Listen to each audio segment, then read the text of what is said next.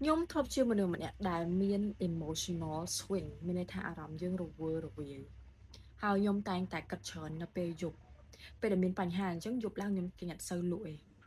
ហើយសួរថាតើខ្ញុំត្រូវជំនះវារបៀបម៉េចវិញការជំនះវាធ្វើឲ្យខ្ញុំមានអារម្មណ៍ថាខ្ញុំអត់សូវជា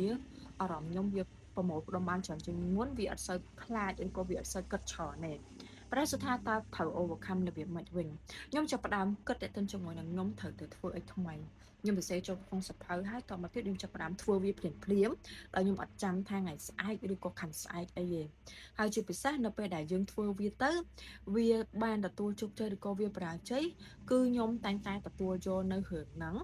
ហើយបើសិនជាយប់ឡើងខ្ញុំតែងតែ overthinking គិតច្រើនតែទៅមួយនឹងរឿងហ្នឹងខ្ញុំហាមឃាត់ខ្លួនឯង